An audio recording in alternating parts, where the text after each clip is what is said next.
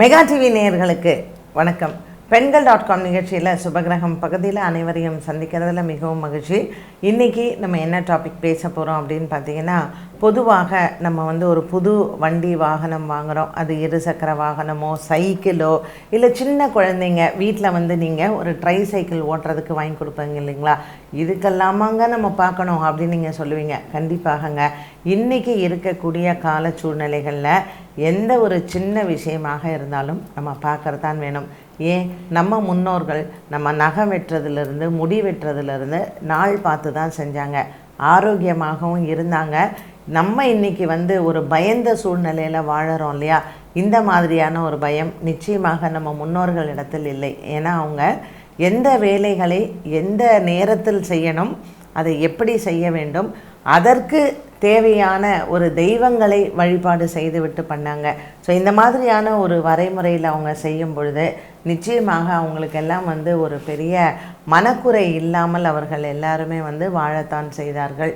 அப்படி நம்ம இன்றைக்கெல்லாம் நம்ம பார்க்குறோம். அப்படிங்கும்போது வண்டி வாகனங்கள் எல்லாம் வாங்கும் பொழுது என்னென்ன விஷயங்கள் நம்ம கருத்தில் கொள்ள வேண்டும்? இப்போ நீங்கள் உங்கள் வீட்டில் ஒரு வயசு குழந்தை 2 வயசு குழந்தைங்களுக்கெலாம் நம்ம என்ன பண்ணுறோம், நடவண்டி வாங்கி கொடுக்குறோம். ஸோ அதுதான் நம்ம ஃபஸ்ட்டு யூஸ் பண்ணுற ஒரு வாகனம் அப்படின்னு சொல்லும்போது குழந்தைங்களுக்கு இந்த நடவண்டி பார்த்திங்கன்னா இன்றைக்கி புதுசாக நிறையா இன்றைக்கி காலத்துக்கு ஏற்ற மாதிரியெல்லாம் இருக்குது. ஆனால் குழந்தைங்களுக்கு எது ரொம்ப நல்லது தெரியுங்களா? நம்ம பழைய இதில் யூஸ் பண்ணாங்கல்ல, மரத்தினால் ஆன அந்த மரத்தில் அந்த நடவண்டி குழந்தைங்களுக்கு ரொம்ப நல்லது. ஸோ உங்கள் குழந்தைங்களுக்கு நீங்கள் ஏதாவது ஒரு வண்டி வாங்க போகிறீங்க அப்படின்னா எல்லாம் பேபி அப்படியே உட்காந்தே அந்த குழந்தை காலாலேயே தள்ளிட்டு போகிற மாதிரிலாம் இன்றைக்கி வருது. அதெல்லாம் விட நடவண்டி மரத்தில் வாங்குங்க. ஸோ இதை எந்த நாளில் வாங்கணும்? செவ்வாய்க்கிழமை, சனிக்கிழமை, ஞாயிற்றுக்கிழமையில் வாங்கக்கூடாது. திங்கக்கிழமை, புதன்கிழமை, வியாழக்கிழமை, வெள்ளிக்கிழமை வாங்கலாம். இது வாங்குகிற அன்னைக்கு அந்த குழந்தையினுடைய ஜென்ம நட்சத்திரமோ அல்லது அந்த குழந்தைக்கு ஒரு சந்திராஷ்டம தினமாக இருந்தால் வாங்காதீங்க. இதுதான் அந்த குழந்தை முதல்ல ஒரு வாகனம் அப்படிங்கிறது வாங்குது.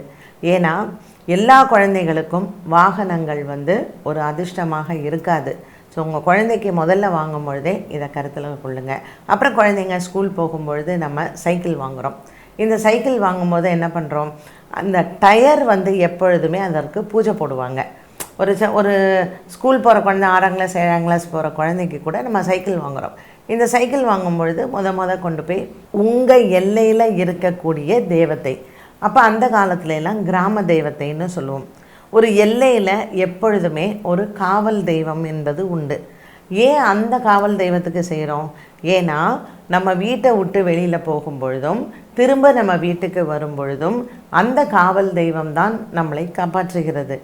நம்ம என்ன பண்ணுவோம், எல்லை விட்டு எல்லை போய் இன்னொரு இடத்துல ஒரு தெய்வத்திற்கு வண்டிக்கெல்லாம் பூஜை பண்ணுவோம்.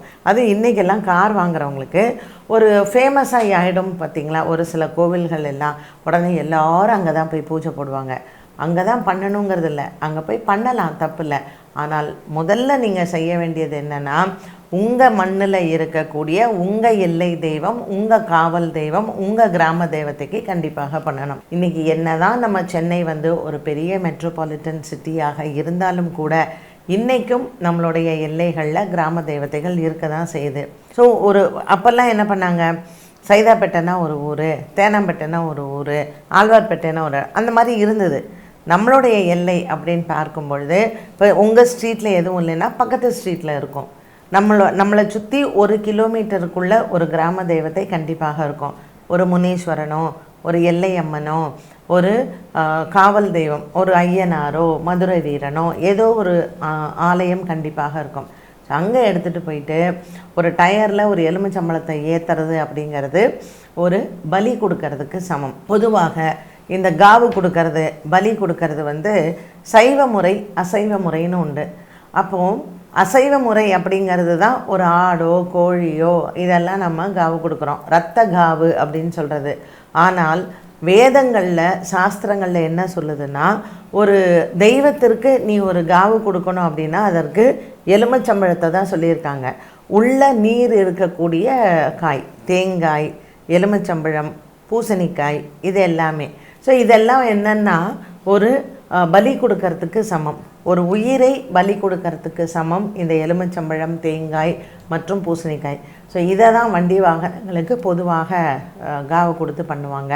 அதுவும் அந்த டயரில் வந்து அந்த எலுமிச்சம்பழம் வச்சு அது மேலே ஏற்றி இறக்கிறது அப்படிங்கிறது. ஸோ அந்த டயர் தான் நமக்கு முக்கியம் இல்லையா? எந்த விதமான விபத்துகளும் இல்லாமல் நம்மளை பத்திரமா கூட்டிகிட்டு பத்திரமா வர்றதுங்கிறது. ஒவ்வொரு முறையும் நீங்கள் உங்கள் எல்லையை விட்டு போகிறீங்க. இப்போ டெய்லி நம்ம ஆஃபீஸ் போகிறோம் வரோம், இதுலேயே எத்தனை பேருக்கு ஆக்சிடெண்ட் ஆகுது, எத்தனை விஷயங்கள் நம்ம நினச்சி பார்க்க முடியாதெல்லாம் நடக்குது இல்லையா? அதனால் வாரத்திற்கு ஒரு முறையாவது உங்களுடைய வண்டி வாகனங்களுக்கு வாகனத்துக்கு கீழே அந்த எலுமிச்சம்பழத்தை வச்சு ஏற்றி இறக்குங்க. இது எந்த நாளில் செய்யலாம்? ஞாயிற்றுக்கிழமையில் செய்கிறது ரொம்ப விசேஷம்.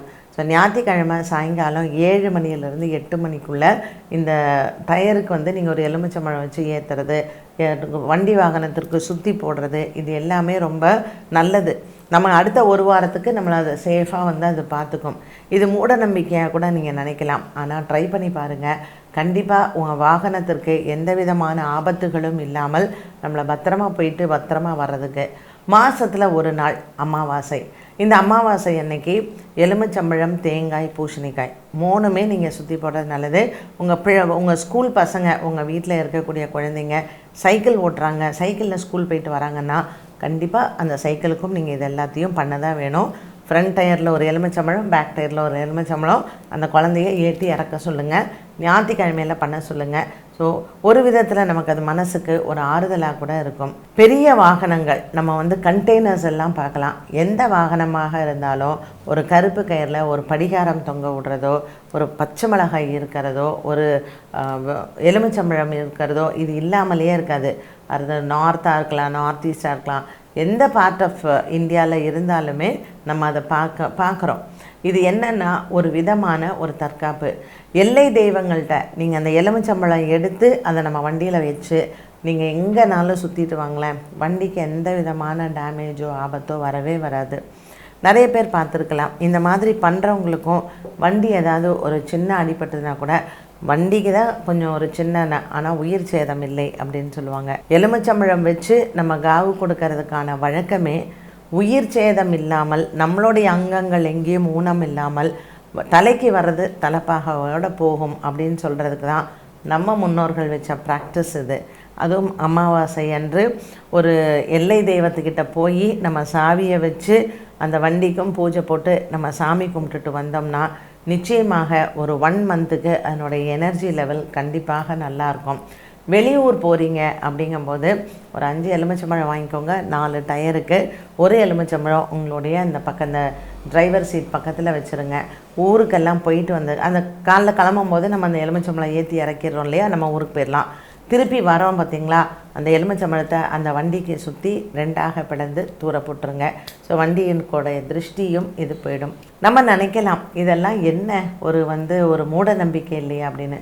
கண்டிப்பாக கிடையாதுங்க. இது எல்லாமே நம்ம முன்னோர்கள் நமக்கு சொல்லி கொடுத்ததும், முன்னோர்கள் இதை கடைபிடித்ததும் நம்ம வழக்கமாக காலமாக பார்க்குற ஒன்று தான்.